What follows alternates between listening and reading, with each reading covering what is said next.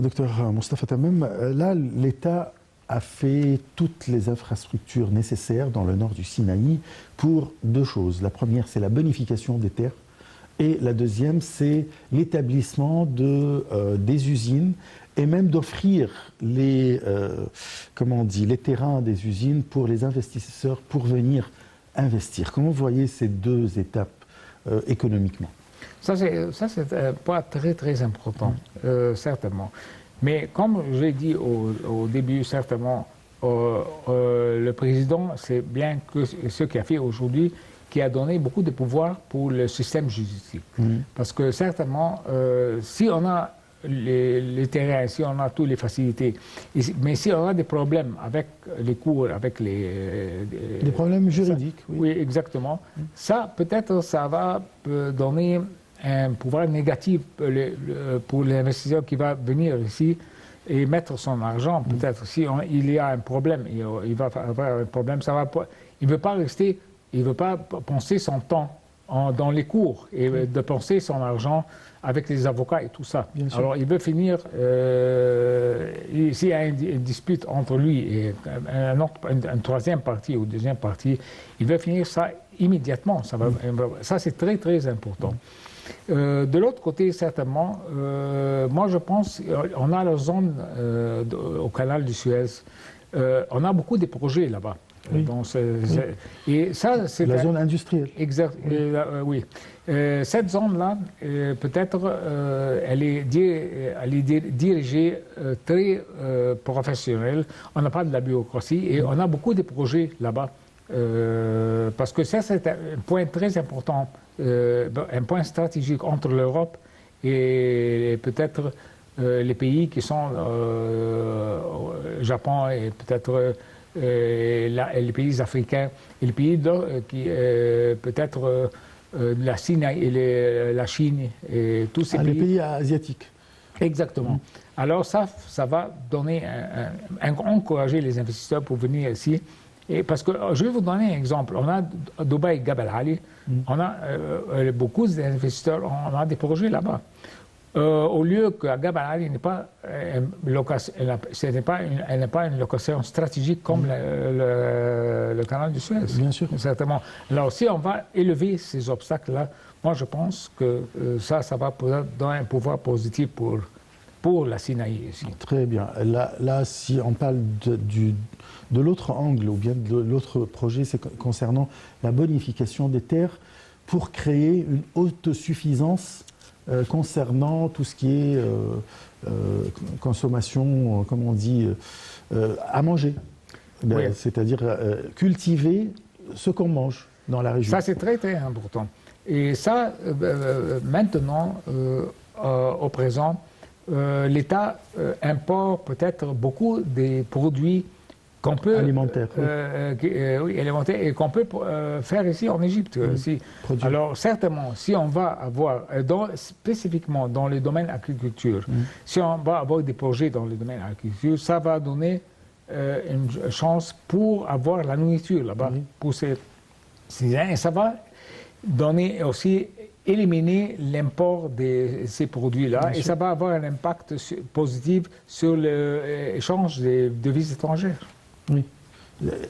Voilà, on a l'exemple de la guerre russo-ukrainienne qui a affecté les chaînes d'approvisionnement et du coup, il y en a des pays qui souffrent de manque ou de pénurie de quelques produits alimentaires. Oui, ça c'est vrai. Alors ça, c'est le projet du gouvernement. Exactement. Oui. Alors, on est en train de faire la bonification des terrains. C'est très, très important. Ouais. Oui. Et est-ce que les jeunes pourraient être encouragés pour aller monter leur projet là-bas?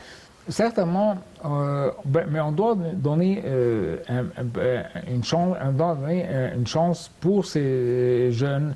Le premier facteur, c'est qu'on doit leur donner la technologie. Oui. On doit savoir, parce que certainement, ce sont les jeunes qui viennent de l'université. Peut-être ce qu'on sait, peut-être c'est minimal. On n'a pas l'expérience pratique. Alors certainement, avec la technologie, donner la technologie et l'information. Et moi, je pense que le gouvernement maintenant, avec la collaboration du secteur privé dans ce domaine-là, va encourager les jeunes de travailler dans ces projets-là. D'accord. Alors je passe à notre troisième angle, c'est concernant la stratégie de développement dans le Sinaï, lancée en 2014. D'énormes investissements ont été injectés pour exécuter de grands projets touristiques qui profitent à l'économie égyptienne. Ceci, tel que le développement de la région du monastère de la Sainte-Catherine. De nombreux projets ont été également lancés pour que Sharm el-Sheikh devienne la première ville touristique verte en Égypte. Yara Choucha et Salih Hamed nous donnent les détails.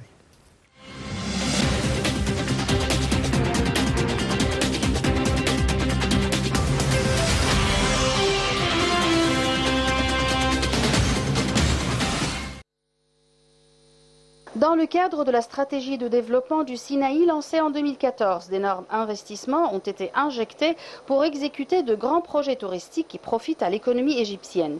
Dans ce contexte, l'État a lancé le grand projet de la Transfiguration.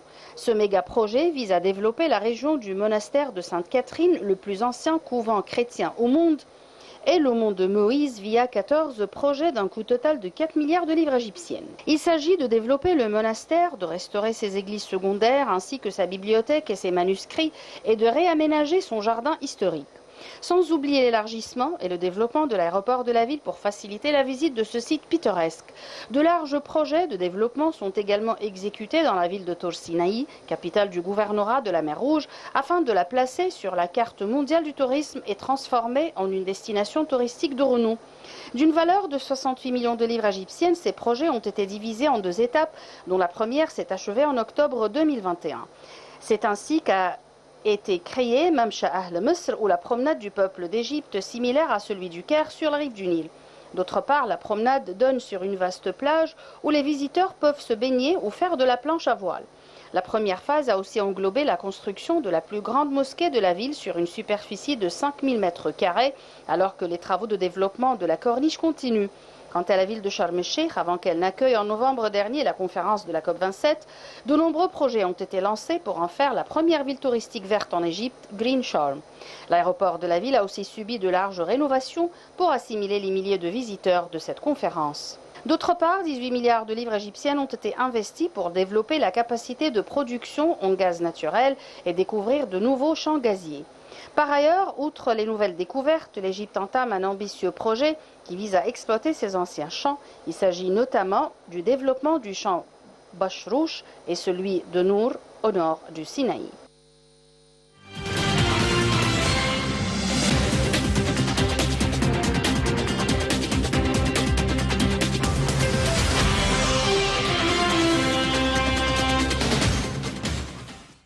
Docteur Moustapha, quand même, je rappelle que vous êtes expert en économie là.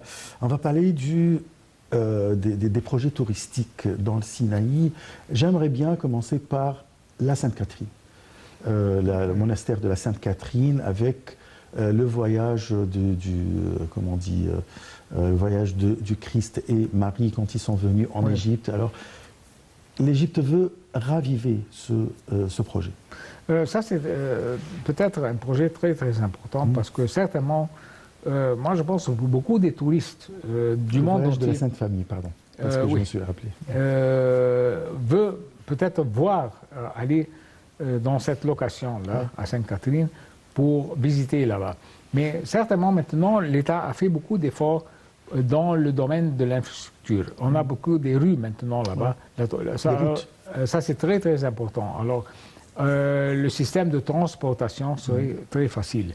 De l'autre côté, on a un aéroport qui est international. Alors certainement, peut-être les avions vont venir directement de l'Europe et de différentes locations directement à Sinaï.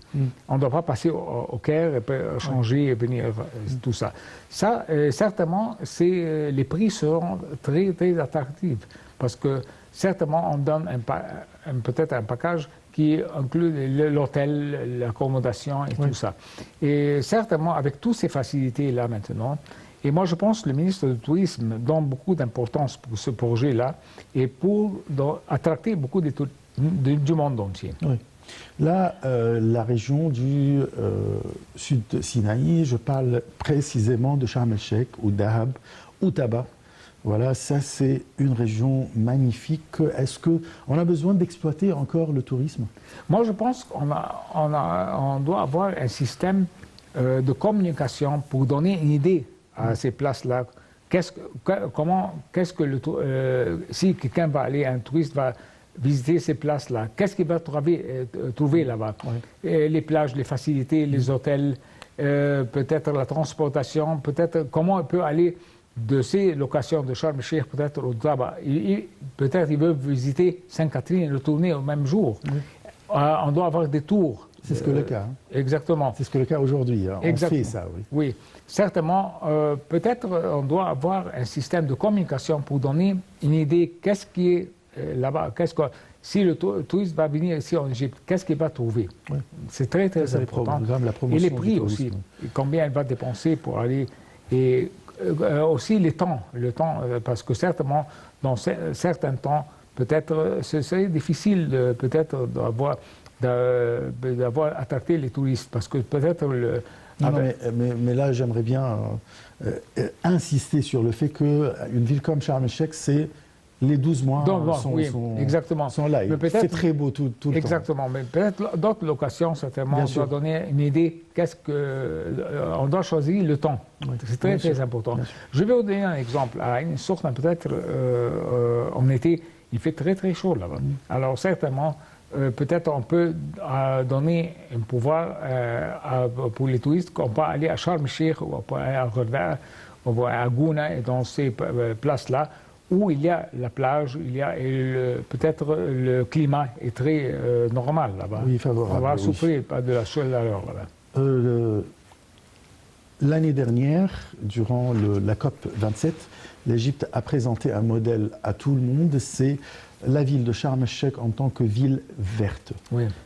Parlez-nous de cette expérience et comment ça pourrait attirer les touristes. Certainement, ça c'est un exemple très très important et peut-être ce serait un modèle qu'on peut appliquer dans des autres locations ici en Égypte. Oui. Et si on va avoir un succès dans ce projet-là, ça va nous donner peut-être un domaine dans le monde, dans les pays, les autres pays, peut-être qu'on va imiter ce qu'on a fait ici en Égypte. C'est très très important. Oui. Concernant l'énergie renouvelable qui a été utilisée à Sharm el-Sheikh, parlez-nous de ça. Si on donne cette expérience-là, peut-être dans d'autres locations ici en Égypte, peut-être à Alexandrie, peut-être au Côte du Nord, c'est très très important là-bas. Si on peut appliquer cette expérience-là, ça va donner un pouvoir et ça va attracter beaucoup de gens, pas seulement des touristes, c'est des Égyptiens. Bon, peut-être encourager les Égyptiens pour aller. La promotion touristique pour ces régions. Oui. Surtout, par exemple, qu'on a un endroit qui s'appelle Ras Mohammed, qui n'est pas loin de Sharm el-Sheikh, qui est considéré comme le plus beau lieu pour le sous-marin, c'est-à-dire pour faire le tuba, la plongée. Alors, est-ce qu'il y a d'autres choses à faire comme promotion? Certainement, ce serait peut-être on doit avoir un système pour encourager les touristes, pas seulement de visiter cette location. S'il va aller à Ras Mohammed, on doit lui donner une chance qu'il peut voir une autre place. Peut-être il peut aller peut-être à Sainte-Catherine, comme je vous dis, et retourner au même jour. Voilà. Il peut visiter des autres peut-être locations historiques au Sinaï.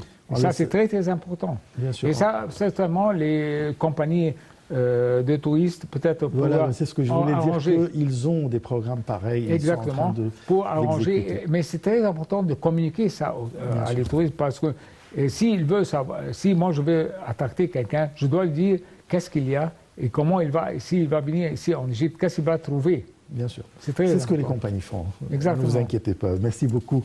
Docteur Moustapha Tammem, je rappelle que vous êtes expert en économie. C'est la fin de notre émission. Je vous remercie beaucoup. Très très bonne soirée.